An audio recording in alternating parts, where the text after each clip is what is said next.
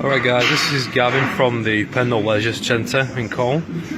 Today I'm just going to give you a quick tip on how to use the weight stacks on the machines, on the machine stations in all our gyms.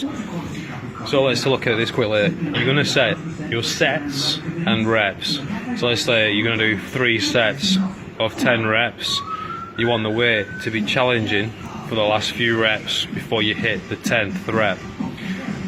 After you've done that 3 or 4 times, you'll be able to do 10 reps with that weight, and you'll maybe be able to do 11 and 12 or even 13 reps with the same weight. So you'll want to naturally take the pin out and move it down. Okay.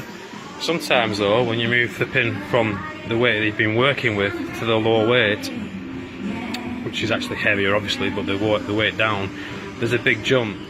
So if you go down to the next weight and you can't do 10 reps, you can't even do say 7 reps, then the best thing to do is do the amount of reps you can do with the extra weight. We'll carry on counting to 10 reps after taking down the pin. So let's say you do 3 reps with the extra weight, or 4 reps before you're really straining.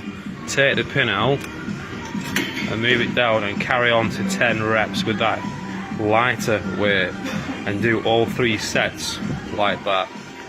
For an extra burner, once you've finished the 3rd set on the lower weight, take the pin out, knock it down a pin, rest for 15 seconds, and with this lighter weight, do as many reps as you physically can without stopping.